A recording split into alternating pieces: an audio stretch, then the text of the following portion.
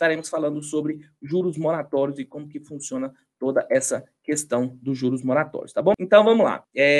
Nosso objetivo, eu quero aprofundar para você entender a alteração do entendimento do STJ e mais do que isso, para que você consiga aplicar isso com tranquilidade no seu dia a dia, na sua atuação profissional, beleza? Então, vamos lá. Primeira coisa, né? Se a gente vai falar de juros moratórios, eu preciso entender o que é juros de mora. Sempre tem que entender o que é juros de mora. Juro de mora nada mais é do que o juro do atraso. A gente sabe que existe o juro remuneratório, né? E aí você sempre tem que tomar cuidado para você qualificar o que você está falando, para você não misturar os conceitos. A gente tem o juro remuneratório, que é a remuneração do capital, né? A gente tem o juro compensatório, que é a compensação por não estar em fruição de um bem que era seu, que acontece nas desapropriações, o juro compensatório, e a gente tem os juros moratórios, que é o juro do atraso, tá bom? Então, juros moratórios é o juro do atraso, ou seja, só quem atrasou que vai pagar, ou seja, atrasou vai ter que pagar, tá bom? É uma penalidade ao inadimplente. Então, atrasou, você vai ter que pagar, e essa penalidade está prevista no Código Civil. Aí, Dilson, no Código Civil, e aí? Agora já vão duas dicas que eu acho que são de fundamental importância para você que está atuando dentro da área da perícia. Se você decidiu atuar como perito judicial, é necessário que você conheça o Código Civil. Então, vou até chamar a sua atenção aqui nesse ponto agora. Olha, se você resolveu atuar como perito judicial, você precisa conhecer do Código Civil. Se você resolveu atuar como assistente técnico, judicial ou extrajudicial, você precisa conhecer o Código Civil. Não é uma opção que você, eu quero conhecer, eu quero... Não, você precisa conhecer o Código Civil. O Código Civil, ele está dentro do nosso ordenamento jurídico pela Lei 10.406 de 2002. Então, essa lei entra em vigor em março de 2003 e a partir de 2003 a gente está sob a égide do Código Civil, você precisa entender o Código Civil. Se você está em dúvida sobre onde que você deve começar a estudar o Código Civil, a dica mais quente que pode existir para você estudar o Código Civil comece a partir do artigo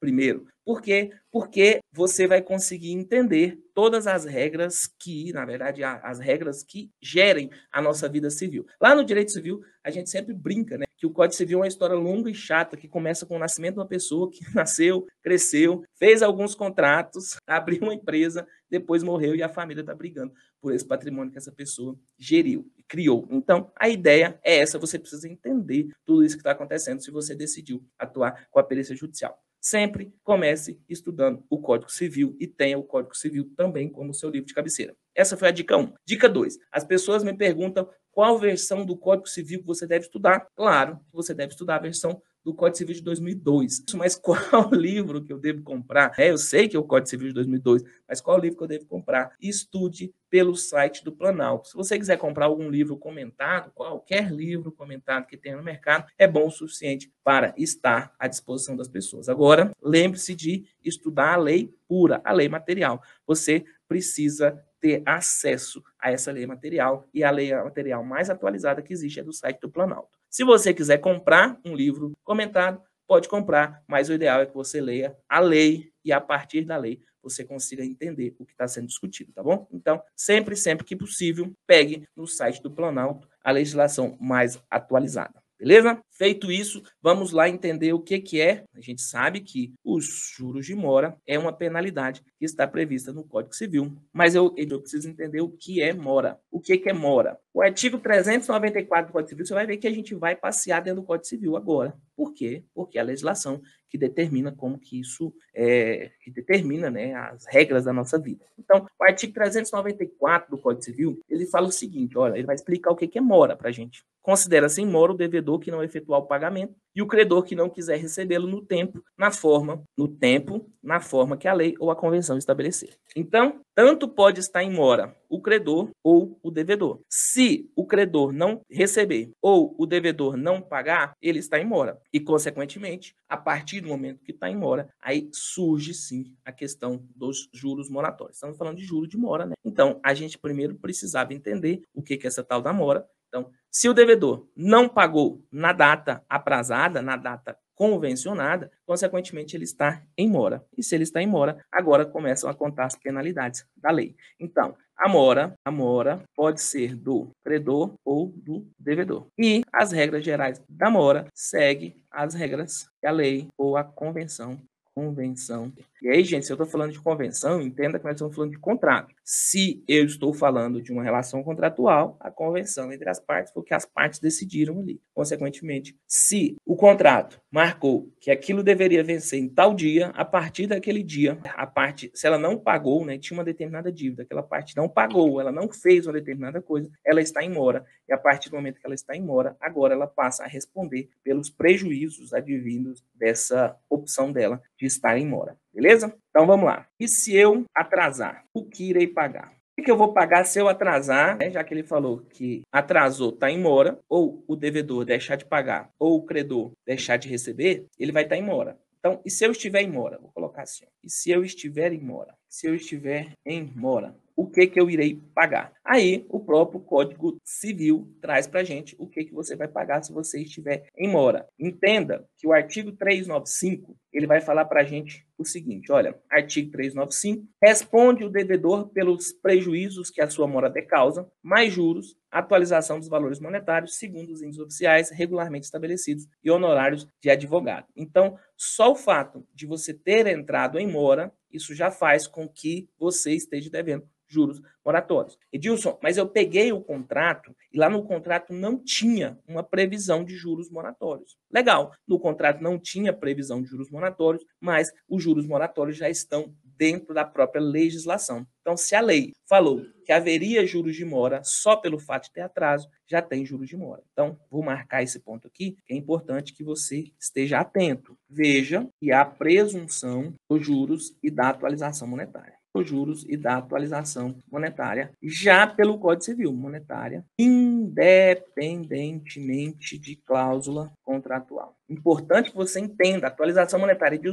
não tinha nenhuma cláusula lá no contrato que falava que teria atualização monetária. Que legal. O Código Civil, artigo 395, já falava que o devedor responde pelos prejuízos que a sua mora causa, com juros, atualização monetária, segundo os índices oficiais e honorários do advogado. Então, há uma presunção pela atualização monetária já trazida dentro do próprio Código Civil. Então, não tem muito como fugir disso daqui. Aqui, eu preciso que você preste atenção numa coisa. Eu não estou falando, atenção, não estou falando de multa moratória, que é o que a gente chama também de cláusula penal. Como assim cláusula penal? Não estamos falando de cláusula penal. Por quê? Porque a cláusula penal, ela precisa estar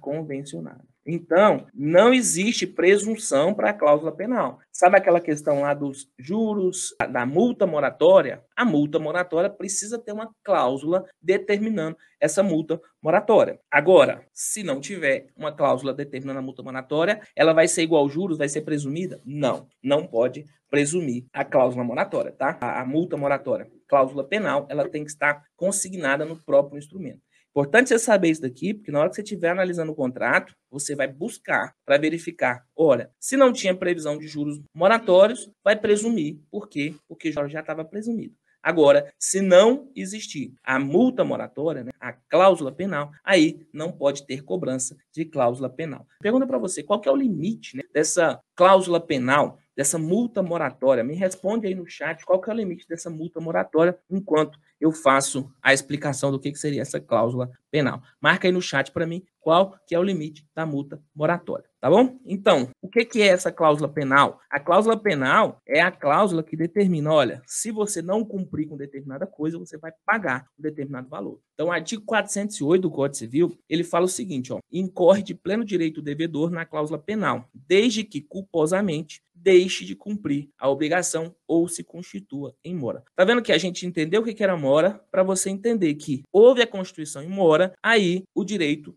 do devedor de pagar a cláusula penal. Direito, na verdade, né? Na verdade, é o dever do devedor de pagar a cláusula penal. Então, o artigo 408 do Código Civil é o artigo que traz a questão da cláusula penal. E olha só o que o artigo 409 ele vem falando para a gente. Artigo 409 ele vem falando o seguinte, ó, a cláusula penal estipulada conjuntamente com a obrigação ou em ato posterior. Então, entenda que na hora que você for fazer a análise de um contrato A cláusula penal pode estar dentro do próprio contrato ou em algum termo aditivo, tá? Porque a cláusula penal, ela pode ser estipulada em conjunto com a obrigação ou em algum ato posterior. Ela pode referir-se à inexecução completa da obrigação, a de alguma cláusula especial ou simplesmente a mora. Então, fez um contrato, coloquei uma cláusula penal. Edilson, essa cláusula penal, ela pode se falar o seguinte, olha, vai ter que pagar tanto se não tiver a inexecução, se não for executada essa determinada obrigação, uma cláusula penal. Ou senão ela pode falar, olha, eu tenho aqui, se não for cumprida essa cláusula aqui, vai ter essa determinada penalidade. Ou ela pode falar que simplesmente, se teve a mora,